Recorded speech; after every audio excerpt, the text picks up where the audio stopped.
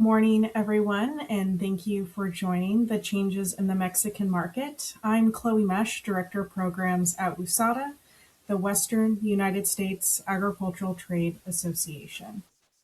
I wanted to go over quickly 3 housekeeping notes. We will be recording today's session, and we will email you the recording link from our YouTube page within the next few days.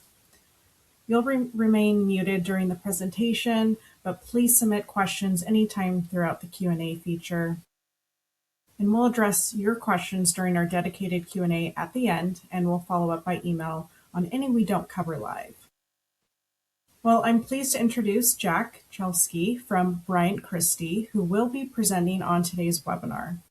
So this session is built for Western U.S. exporters, growers, packers, processors, and food marketers who are already working in Mexico or actively considering it as their next growth market. A lot has shifted over the past year. Consumer behavior has evolved. Retail and food service channels look different, and trade-related factors are creating new pressures and new opportunities for imported food and agricultural products. Today's presentation gives you a current snapshot of where the Mexican market stands right now, what's changed, and which product categories are showing the most potential, and what those changes mean for your pricing, positioning, and distribution strategy. So let's get started here, and I'll pass it over to Jack. All right, thank you for the nice introduction. My name is Jack Chelsky. I'm an account manager here at Bryant Christie in the market development section. I'm a recent hire that moved from Wisconsin. I did my graduate studies at the London School of Economics and previously worked in DC, so it's really been nice to start to learn more about food services, retail, and how macroeconomic backdrops can affect these markets, and to learn more about Mexico, especially with the upcoming trade deal. So getting into the presentation, changes in the Mexican market for 2026, I thought it would be good to get an overview for the big market trends, just in the general macroeconomic environment. So looking at the key economic trade and market forces shaping demand in 2026, we're looking at a year where GDP growth is around a 2 to 3 percentage estimate. Most major forecasters, OECD, World Bank, and Dallas Fed, currently have Mexico slated to grow at around 1 to 1.3% in real GDP growth for 2026, which is a little bit below the government's projections for 2.3%. So what's driving this is really kind of a concentration from a reduction in public infrastructure spending after major projects had concluded. There's a bit of a drag from policy missignals and tariff uncertainty weighing on Mexico's manufacturing and export sector. But services are still growing, and the central bank has been cutting rates to stimulate credit. So it's more so in a market transition rather than an economic downturn. And then looking in terms of currency and most importantly, food inflation. Food inflation right now is around 5 to 7%.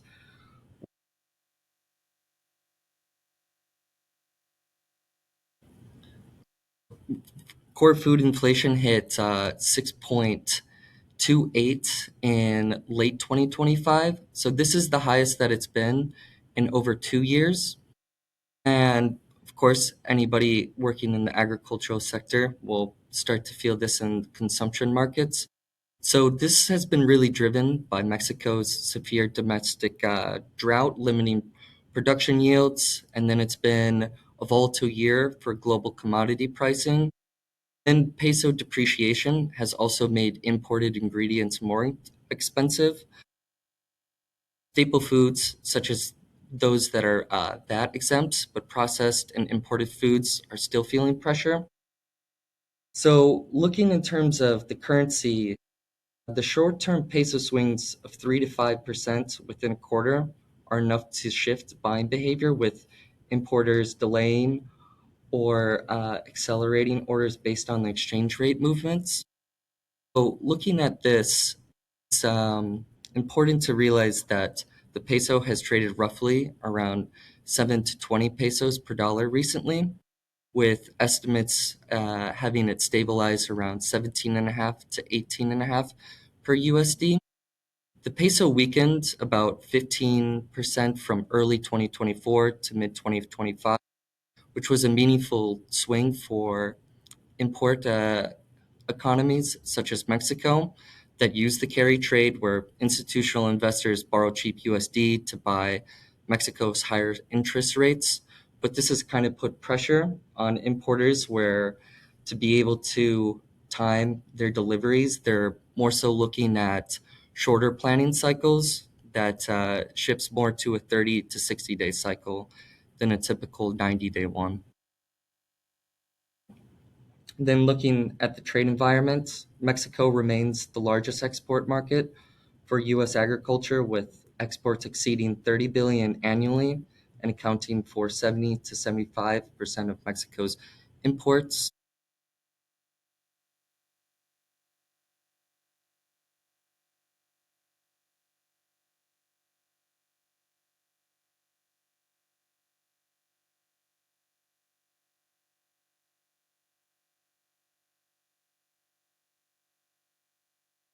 So, as I was saying, during periods of weaker currency, importers commonly reduce purchase of non-core SKUs by 10 to 20% while maintaining on high turn staple products. So a more shortened planning cycle is something that we're seeing.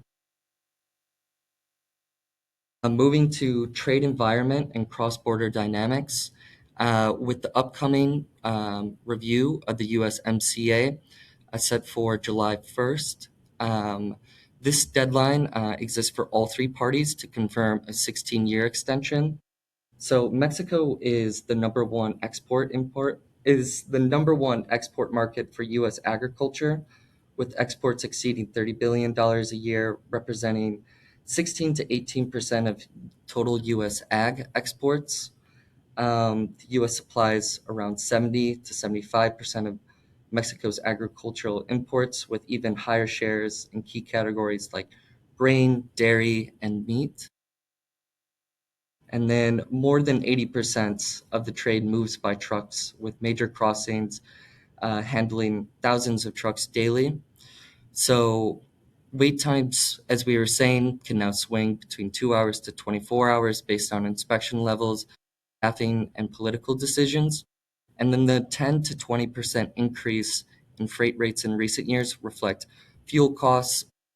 The surge in gas prices today is also infecting food importing for Mexico, driver shortages, and then equipment constraints, causing a 5 to 10% premium importers will pay for consistent delivery performance.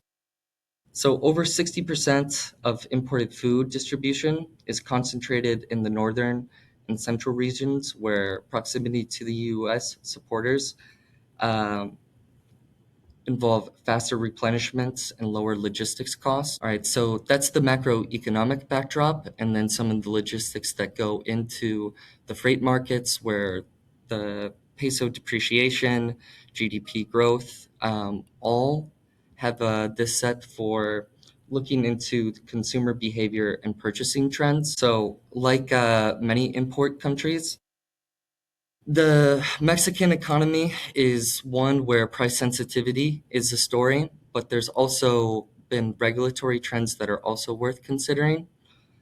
So, looking at this, Mexico has one of the highest obesity rates in the world, with diabetes and cardiovascular disease accounting for 14 and 20% of national deaths, respectively. And the government has responded to this in a way that's important for agricultural exporters to be aware of, specifically with the NOM 051 labeling law.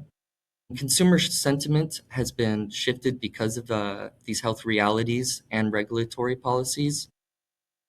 We're seeing packaged foods are growing at 4 to 6% annually, with growth in urban areas also being willing to pay a premium for healthy products.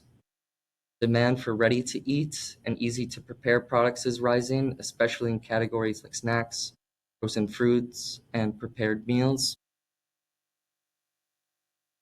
And then in terms of food service, we continue to see rise in QKCs and convenience stores and quick restaurants now exceeding 20,000 locations, which is really great to see. But it's also important to consider the OXO factor, where OXO is a convenience store, but it's also infrastructure, where with 20,000 stores in Mexico, um, opening roughly nearly 1,000 new locations per year, it has received over $58 billion in investment from its parent company, FEMSA. So there's a lot of capital investment going into it, and the fact that it accounts for 39% of FEMSA's total sales and has a presence in underbanked areas. OXO acts as a de facto payments and financial service hub. So it's important for U.S. exporters to realize how OXO represents single serve, high turn, and impulse driven demand. The channel requires smaller pack sizes, specific SKU configurations, and a distribution partner with convenience channel relationships. So it's not the same as Walmart, but having an awareness of how retail operates, not only just in the northern areas where there's rising middle and class consumers, but just the general infrastructure of Mexico alone is important to consider. So going back to the health and safety trends, in Mexico, over 50% of consumers report trying to reduce sugar and processed ingredients, driven in part by national obesity concerns and public health campaigns. There's also more of a demand for transparency, where Mexico's front and pack warning is highly graphic in the way that if it's exceeds the thresholds for calories, added sugars, saturated fats, trans fats, or sodium. This will be very clearly communicated to the consumer, and making sure that you're staying in compliance with these laws will be important moving forward, as it's set to be renewed in either 2027 in January, or if it receives an extension in January 2028. So growth, health-oriented categories in Mexico. There will be expected continued demand with organic, natural, and functional foods growing at 5 to 8% annually, concentrated again in those urban markets such as Mexico City, Monterrey, and Guadalajara.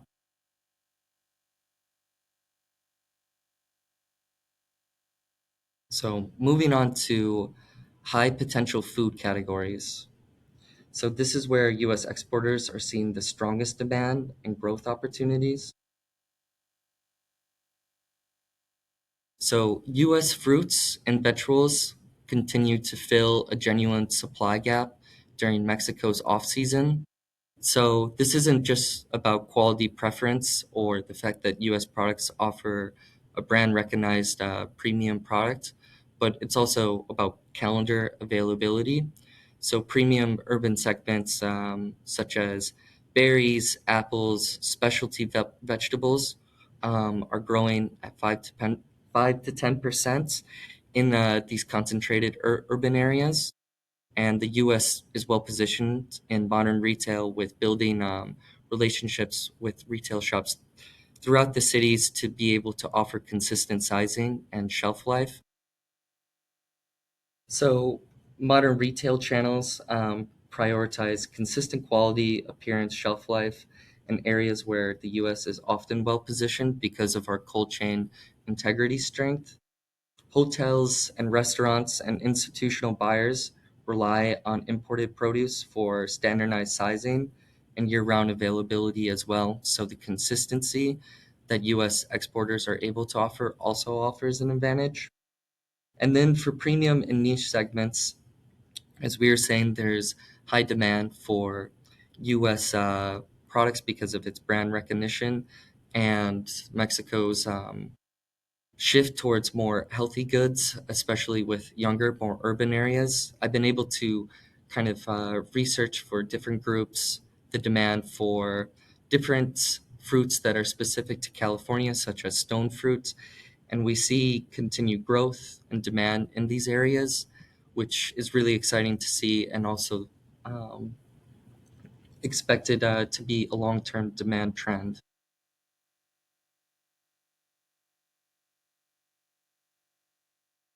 And then coming from Wisconsin, it's actually been exceptional to see the story of how U.S. dairy exports have grown 76% since 2022. And Mexico at this moment is by far the largest destination for U.S. dairy exports. It's nearly twice the size of the second largest market, being China. So this growth is led by heightened demand for cheese, which has grown 3.3 per capita on average for a decade. And Mexico's domestic dairy supply is currently insufficient to meet growing demand from urban middle class populations, especially for processed cheese and milk powder used in food manufacturing. So, to put this to scale, U.S. dairy exports to Mexico exceeded $2.5 billion annually, and Mexico's food processing sector is well worth over 200 billion and depends heavily on imported dairy inputs. So, this is a really exciting market sector to continue to look out for. Mexico is also a top destination for U.S. pork and beef, with imports being supported by year-round supply needs and consistent quality, especially in process and food service channels. So Mexico's beef exports forecasts show an 11% increase in 2026, with domestic production rising, but demand is also growing fast, keeping imports demands well within trend and supported. And there's also support from the government that directly relates to how consumers respond. So the anti-inflation decree, Mexico issued a presidential anti-inflation decree effective through December 31st, 2025, allowing duty-free imports of selected foods, including beef, from countries outside existing FTAs.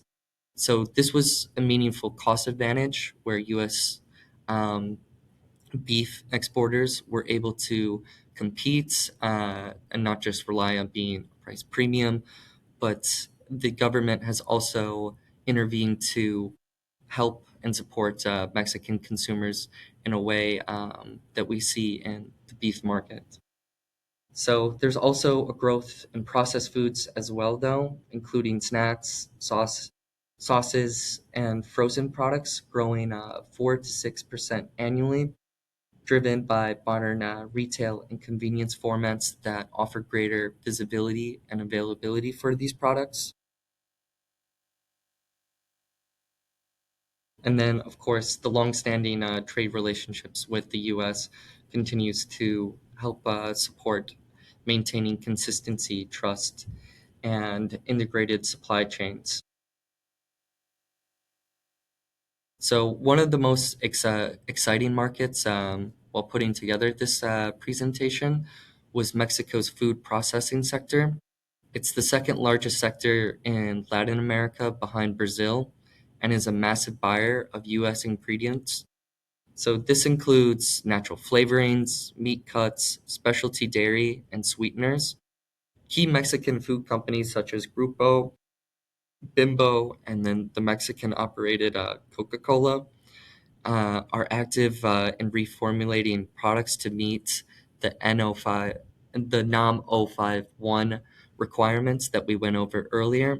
So this opens a huge door and is an opportunity from a regulatory change, not just a challenge. So for U.S. ingredient suppliers offering lower sugar, lower sodium alternatives, it's an exciting business to business angle because having just not only the final product on the shelf, but having ingredients being sold to someone else where they're able to build a product. We can see this be sold in millions of units across Mexico. So, specialty buying products, buyers require tight product specifications because of Mexico's regulatory environments and uniformity, with large operators often standardizing inputs across multiple locations and regions.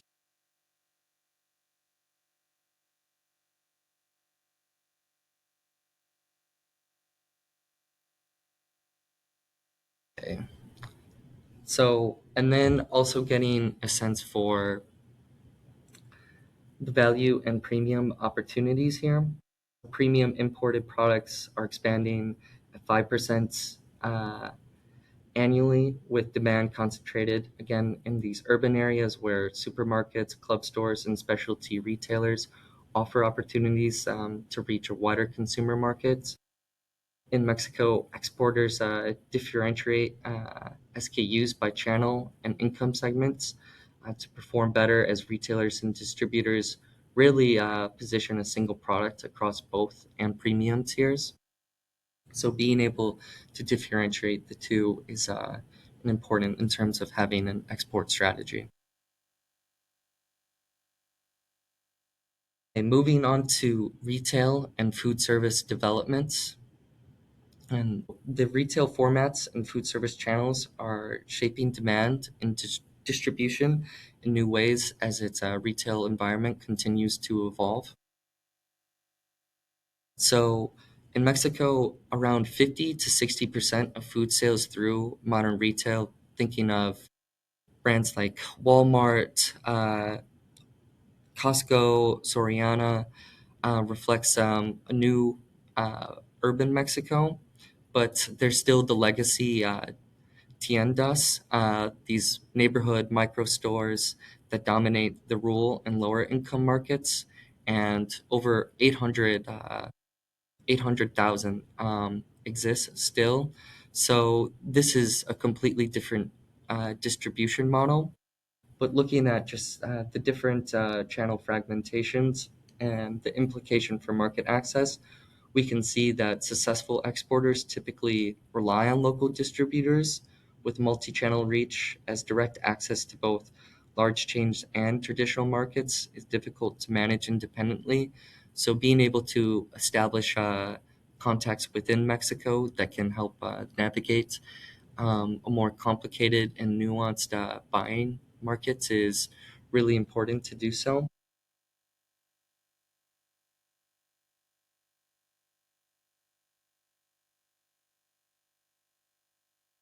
Again, looking at OXA, rapid store expansion. Earlier, we went over how they've continued to receive a lot of capital investments and invest into new stores, with them operating 2,000 stores across Mexico, opening 1,000 new locations annually, making it one of the most important channels to look out for. And then there's also high frequency purchasing, with convenience stores drive daily small basket purchases, with consumers visiting multiple times per week for single serve and ready to consume items. And then in terms of the food service recovery, Mexico's food service has fully rebounded, just for context, post COVID, and is growing at 4%, 4 to 6% annually, led by these quick service restaurants and urban urban dining. We see that again, the areas where there's the most consistent growth is Mexico City, Monterrey, and Guadalajara. And operators are emphasizing low-cost combos and value meals, with price-sensitive customers driving demand for affordable options. Um, this is really a segment where chain restaurants and institutional buyers require standardized inputs across locations, and U.S. Suppliers with tight product specifications have a structural advantage. So a consistent cut, size, and grade could be a way to really find yourself integrated into this market, and is a direct opportunity for value-added U.S. food products. In terms of menu adaptation, operators are increasing use of versatile, easy to prepare ingredients, helping to reduce prep time and improve kitchen efficiency in high volume environments. So, continuing the trend of emphasizing convenience and ready to use. And then another exciting channel where we continue to see growth and exciting distribution sites is e-commerce and digital change. So online platforms are influencing purchasing, distribution, and market entry.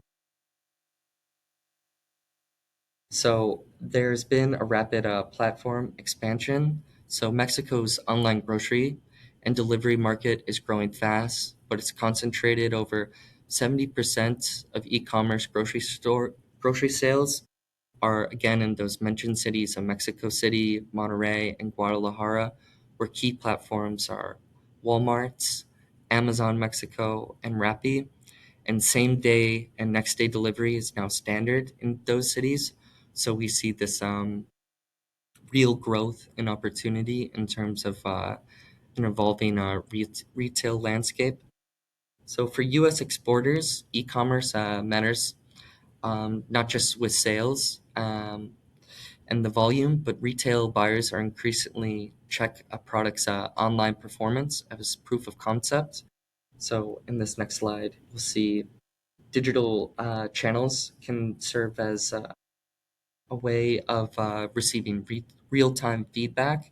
So for U.S. exporters, it's a way to kind of get signals in terms of market demand and having an availability to see where to de-risk a chain's buyer's decision. So e-commerce can not just act as a sales channel, but as market research and a validation tool. So you can test pricing, see which SKUs get repeat purchases, and adjust before committing to physical retail minimums. In northern Mexico, especially, brand familiarity with U.S. products is stronger. Consumers cross the border physically and are exposed to more U.S. brands. And digital channels is another way to reinforce this recognition. So, this is a geographic advantage being presented through an involving e commerce and digital channel retail landscape. So, just going over that again. Direct price positioning as well. Exporters can control retail pricing and positioning more directly rather than relying on distribution markups and retail margins. It's also a buyer validation tool where retail buyers increasingly look at online availability and performance as a proof that a product can concede in a store and market.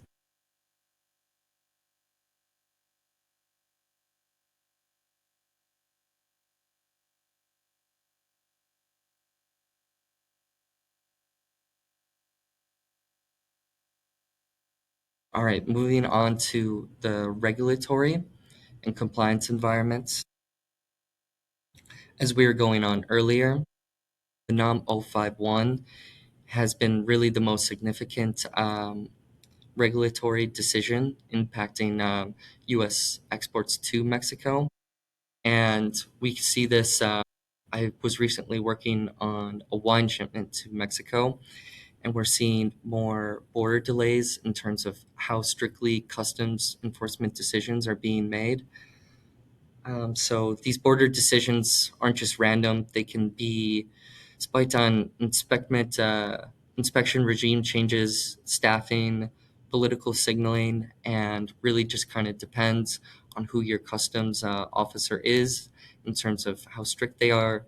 We had a shipment that we had to readjust because the consignee we put their middle name in the wrong place. We still had the full name, but we used an acronym for a middle name rather than the full middle name. It was a quick fix, but they are really diligent in how they inspect these border inspections. So compliance is a huge variable for market access, as failure to meet these regulatory requirements can result in shipment holds, relabeling cost, or denying entry, making compliance consistency a critical factor in maintaining buyer relationships that involve building trust throughout time.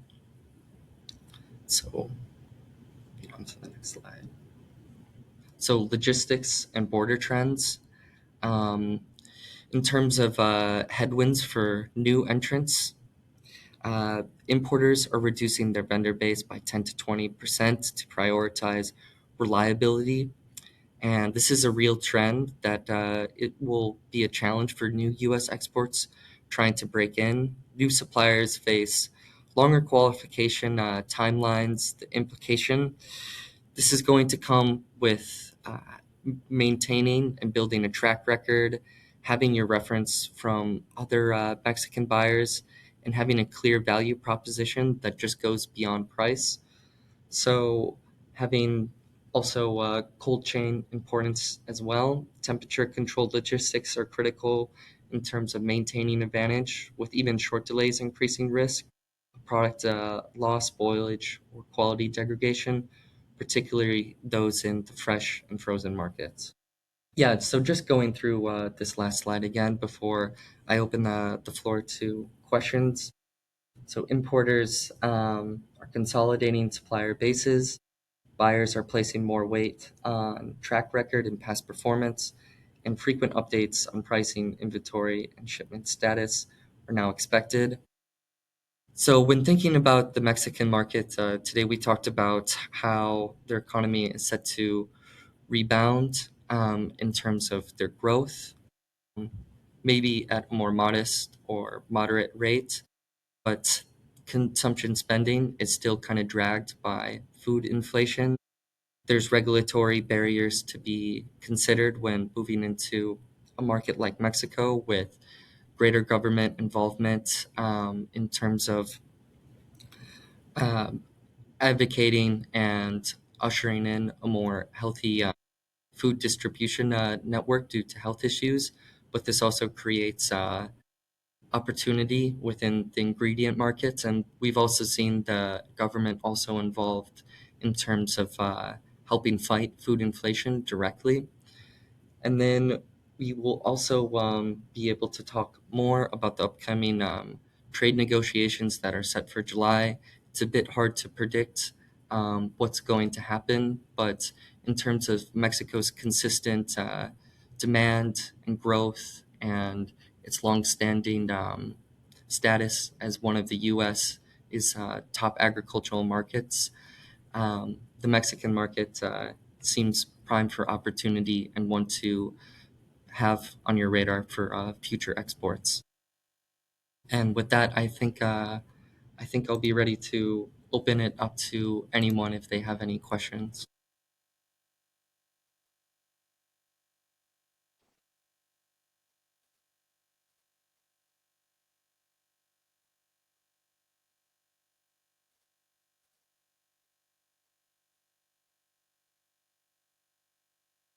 Jack, we do have a question. Can you talk about OXA?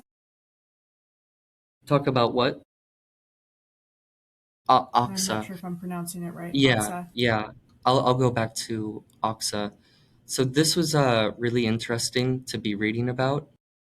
So Oxa, as I was saying, I can go back to the slide. Just one moment.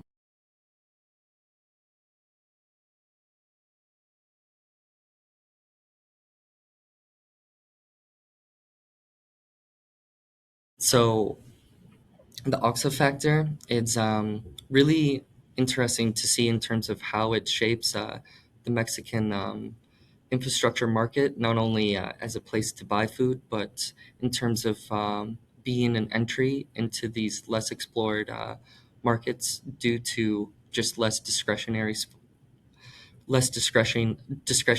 spending available. With it has 20,000 stores and is planning to open around 1,000 new locations per year. And then, as I was saying, FEMSA, Oxa's parent company, that's spelled FEMSA, by the way, if you were hoping to do any additional research, has invested a record 58 58 billion in 2025. This is in pesos. Excuse me if I said dollars during the presentation, but it's still a significant investment. So they account for a lot of the underbanked areas where they will have uh, serve as a financial hub, a de facto payment system, and it's where a lot of people receive their remittance payments as well. So this could be an opportunity for single serve or high turn demand channels where specific XKUs and distribution partners could offer a convenience channel relationship. It's just a little bit more complicated to navigate than ones like Walmart because of how deeply integrated it is into Mexican infrastructure. So having a distributor that's on the ground that has had prior relationships or experience working with OXA would be really important to form. Thank you, Jack. We'll give it another minute or so just in case if there's additional questions.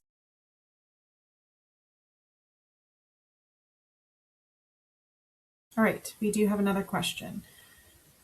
You talked about healthy and premium food trending. Is there a track record for how long these trends tend to last?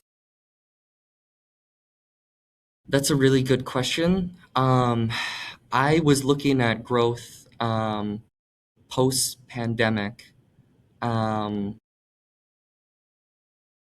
but I think that this one is something where we'll continue to see demand just in terms of Mexico's younger generation wanting to be healthier due to the cardiovascular and rise in obesity coming from high processed sugar ingredients and having more education than previous generations. So they do have one of the highest obesity rates in the world. And this is where we see even more political involvement, encouraging healthy goods as well with the NOM 051 labeling laws. So, of course, we do see an emphasis and more demand for healthy premium products and middle to upper class consumers in the three cities continuously mentioned: Mexico City, Monterrey, and Guadalajara. But due to the regulatory environment, the heightened awareness of health issues and food ingredients, and then we see multi-year 3 to 5 or 4 to 6 growth in terms of healthier products, in terms of also healthier and convenience. I think that this is a demand segment that will continue to be long lasting. Another question. You mentioned that OXA is seeing a trend towards customers looking for better for you products. Is the price point still very sensitive or are they less sensitive based on these health claims? Yeah, so for OXA, especially because of how many people they serve in the underbanked and kind of economically um, where there's low growth and lower bit upper middle class consumers, OXA does place a premium on price. Of course, also with food inflation running at 5 to 7%. This is a population that is especially sensitive, and healthy products can seem more like basic discretionary spending rather than a food staple. But in terms of whether or not Mexico is able to continue to grow, have favorable trade deals where the U.S. is able to sell at a price competitive point, eventually to these places where a major retail store like OXA is building infrastructure for the future. I think that's one of the most important things to consider. But it is true that in terms of health conscious products, it still can run at a premium.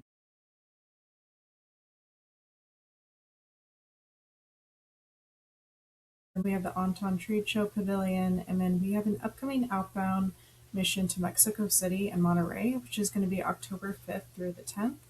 Registration is live, and if you want more information, you can go directly to our website under event search, and you'll be able to find that particular event and more information. But that had just opened about a few weeks ago, so please take a look if you're interested, and again, let us know if you have any questions.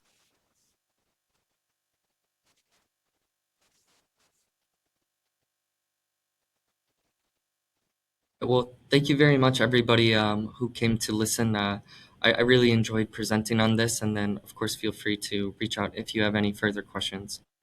Thank you for your time and attention. Thank you.